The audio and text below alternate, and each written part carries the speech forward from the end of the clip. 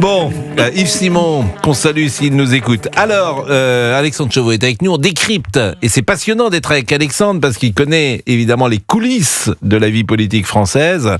On décrypte ce dimanche de rassemblement. Je voudrais qu'on écoute Sébastien Chenu, député du Rassemblement National. Il était ce matin chez nos amis de BFM et il a répondu à Gabriel Attal. Moi, j'ai envie de lui dire, tu ruines, tu dégages. Tu ruines le pays, tu n'as plus le droit, tu n'as plus la capacité à la ramener et à donner des leçons. Enfin, est-ce que vous vous rendez compte qu'on n'a jamais eu autant de faillites d'entreprises dans notre pays? On n'a jamais accordé autant de droits d'asile. La crise de l'agriculture, c'est pas Marine Le Pen. La crise migratoire, c'est pas Marine Le Pen. La crise de la dette, c'est pas Marine Le Pen. C'est l'œuvre de tous ces gouvernements. Donc, tu ruines, tu dégages. Ça, c'est le message que j'ai envie de dire à Monsieur Attal. C'est vrai que l'argument numéro 1 du Rassemblement National, ce sera cela jusqu'à la campagne, c'est-à-dire que le Rassemblement National n'a jamais été au pouvoir. Donc c'est un argument très puissant, forcément. Oui, et puis la question que pose Sébastien Chenu, c'est sur quoi Gabriel Attal va faire campagne. Ça fera 10 ans que Emmanuel Macron est au pouvoir. On dit souvent que pour se présenter à une élection présidentielle, il faut incarner l'alternance et incarner une forme de rupture. Et quand on voit les thèmes mis en avant hier, la démocratie, l'état de droit, la République, je le disais tout à l'heure, l'humanisme, la laïcité, on sent pas, c'est un euphémisme, si vous voulez, la rupture qui est attendue par les Français. Autant Emmanuel Macron avait incarné cette rupture en 2017 vis-à-vis de l'ancien système. Enfin, c'est en tout cas les arguments de campagne qu'il avait mis en avant. Autant aujourd'hui, ça va être très difficile, à mon sens, de passer derrière Emmanuel Macron en présentant quelque chose de nouveau, tout en ayant été son Premier ministre. Et ça vaut pour Gabriel Attal comme pour Édouard Philippe. Vous disiez tout à l'heure un programme vague, d'ailleurs je reprends votre mot, c'est vrai qu'il y a un côté généralité dans ce qui est dit, tout le monde est pour l'humanisme, qui serait contre l'humanisme, mais il faut accrocher ça sans doute avec des mesures peut-être plus concrètes. Écoutez ce que disaient Xavier Bertrand et Jean-Luc Mélenchon la semaine passée, parce que c'est un dimanche sans violence, alors que certains annonçaient la prise de l'Assemblée nationale. Vous savez ce que ça me rappelle? J'ai pas envie qu'on joue un mauvais remake du Capitole. Il y a en quelque sorte, du fait même de ceux qui convoquent, un risque séditieux qui est déjà apparu dans l'histoire, un risque de violence. Bon, on voit bien là le discours et le récit, mais on est dans quelque chose de classique, des hommes politiques qui sont adversaires et donc qui parfois caricaturent la position précisément de leurs concurrents. Je voulais qu'on écoute Laurent Wauquiez, président des députés des Républicains à l'Assemblée. Réponse à la question: faut-il interdire d'élection à vie tout responsable politique condamné? Non, parce que je vous l'ai dit, je suis favorable à ce que des responsables politiques qui font des erreurs ou qui ont commis des infractions soient condamnés. Mais je ne veux ni de justice d'exception pour les protéger. C'est pour ça que je suis quand même interrogatif sur cette idée d'une loi spéciale pour Madame Le Pen. Mais il ne faut pas non plus sanctionner les politiques plus que d'autres. C'est des justiciables. Pas de casier judiciaire vierge pour se présenter à une élection. Non, parce que, auquel cas ça vaudrait pour tout le monde. On peut faire des erreurs. Et on peut apprendre. Et on a droit à une deuxième chance. C'est une certaine conception aussi du pays et de la justice. Et moi, je suis quand même attaché à ça.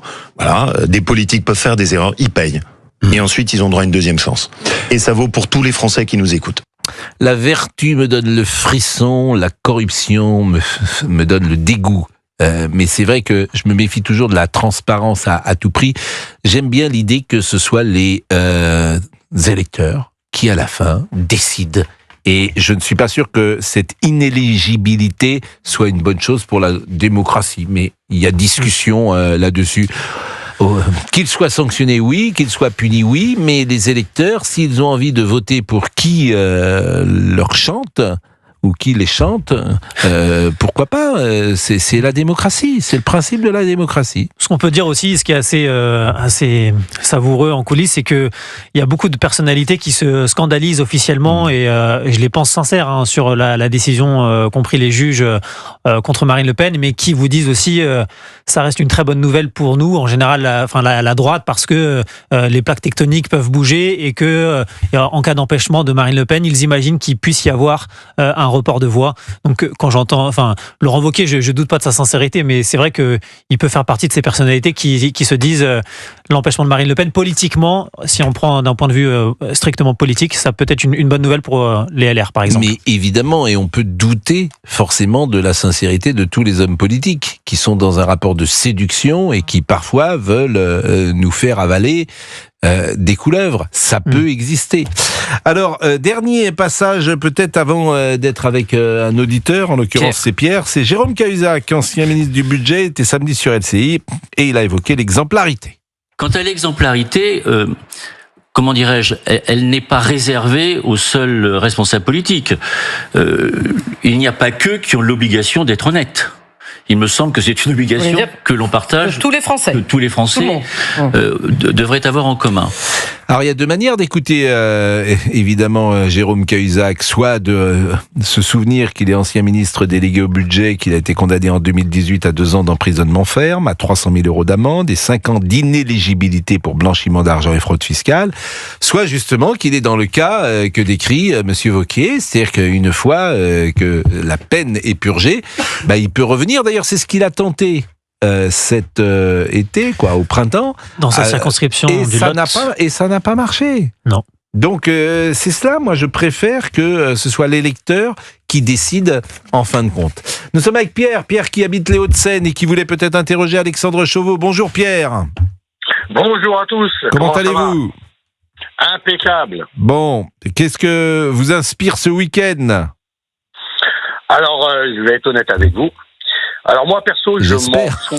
Vous n'allez pas être malhonnête avec moi. Ça me Ah non, fait de non, la je suis pas peine. malhonnête. Hmm. Ah non, pas. Je serai jamais malhonnête. Moi perso, je m'en fous de leurs meetings, de leurs manifs. Ah bon. Je m'en fous éperdument. Vous avez bien fait de nous appeler alors. Oui, exactement. Mais pourquoi vous êtes un électeur de quel camp ? Alors moi, je suis plus de droite. Mais actuellement, la politique, je crois que je m'en fous éperdument. Mais oui, mais faites attention parce que si vous en fichez de la politique, elle va pas se ficher de vous. Faites attention, si vous me permettez. Moi, je veux bien entendre ça, mais on est dans une période où peut-être faut-il s'intéresser fortement à la politique, parce qu'il ne faudra pas venir pleurer après, Pierre. Oui, mais alors à ce jour, dites-moi, c'est quand qu'ils vont s'occuper de nous, de tout ce qui se passe? Regardez, l'insécurité, le pouvoir d'achat, nos salaires, nos entreprises. Moi, je suis artisan commerçant. Nos PME, on peut plus embaucher, on peut plus augmenter les salaires, nos salaires à nous. Les patrons ont trop de charges. C'est quand qu'ils vont s'occuper des écoles, des hôpitaux, nos policiers, nos agriculteurs, la fonction publique. Et je pourrais faire un roman avec tout ça. Et la justice, et j'en passe et j'en passe. Et je vais vous donner une petite anecdote. Moi, ça fait 40 ans que je suis sur les marchés. Avant, il y a 30 ans en arrière, on avait des élus, des maires qui venaient nous voir tout le temps pour prendre voir comment ça se passait, comment ça allait. Là, maintenant, à ce jour, ils viennent même plus du tout. Ils viennent que pour quand il y a des élections. Et je vais vous dire une chose, si ils continuent comme ça, je crois qu'ils vont faire reculer tout le monde, plus personne va voter. Les gens, ils en ont marre. Moi, ce que je veux, c'est qu'ils s'occupent de notre pays. Vous imaginez, moi, je suis artisan, je fais 40 heures, 50 heures par semaine. Je travaille tous les week-ends, tous les jours fériés. Et les jours de repos que j'ai le lundi, le mardi, je suis obligé de faire de l'intérim. Quand il y a des missions, bien sûr. Et j'ai 2 enfants et j'arrive pas à m'en sortir. Alors moi, ce que je voudrais, c'est que ces politiciens s'occupent du pays au lieu de faire leur petite tambouille à droite et à gauche.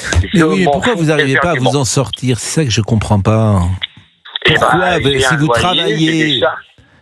J'ai un loyer, j'ai des charges, tout a augmenté, j'ai une voiture. Là, à ce jour, là, vous êtes, vous dites, vous êtes artisan, vous êtes à votre compte. Non, pas du tout, je suis salarié, moi. Vous êtes salarié sur les marchés, vous intervenez, c'est ça ? Sur les marchés, exactement. Et dans quel domaine ? Poissonnerie. Je suis déjà parlé avec vous il y a un mois de temps. Je me souviens, effectivement. Ah oui, bien sûr, et vous êtes dans la région parisienne. Oui, la région parisienne, exact. Bien sûr. À Vanves, je crois, non ? Non, ça fait longtemps que je suis ici. Non, je dis à Vanves. C'est pas à Vanves. Ah non, pas à Vanves, non, Malakoff. À Malakoff. Voilà, vous voyez, j'avais Malakoff, c'est à côté de Vanves. Vous êtes juste à côté, exact. Exactement. Ah oui, effectivement, on a échangé avec vous et vous aviez même dit que vos enfants, vous ne souhaitiez pas qu'ils fassent la même chose que vous, etc. Exact. Bien sûr, je me souviens, il y a quelques temps. Bon, écoutez, merci Pierre. Je peux comprendre, effectivement, que vous désintéressiez un peu. C'est de la colère, je vous dis, franchement, c'est de la colère. Et il y en a beaucoup de monde. Mais vous êtes salarié, c'est un CDI quand même que vous avez. Contrat à durée indéterminée, exactement. Mais Oui. je défends nos artisans, c'est mon métier, je suis un passionné de mon métier, et je défends nos patrons, puisqu'il y a beaucoup qui ferment. Et c'est pour ça que je vous dis, les politiciens ne viennent pas voir ce qui se passe sur le terrain. Il y a un Ils grave viennent, problème. oui. Mais c'est sûr que c'est difficile et on avait évoqué effectivement les salaires dans ce domaine qui ne sont pas toujours des salaires importants.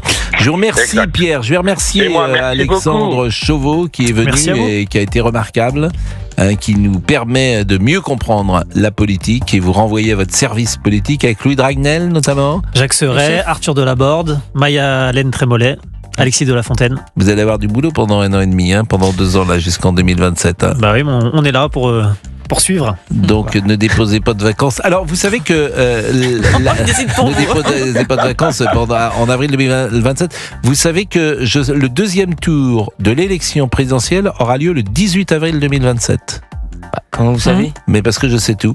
Et c'est assez tôt dans l'histoire de la République que ce deuxième tour soit... D'habitude, c'est plutôt début mai, ouais. Le Oui, premier tour, Et 21 Paris avril. sera en vacances. Bah La écoutez, zone de Paris, je crois. sauf erreur de ma part, Je vais mais j'ai eu regarder. cette information ce week-end. Et oui, j'ai eu... Lors d'un dîner, lors de... Il est 11h58.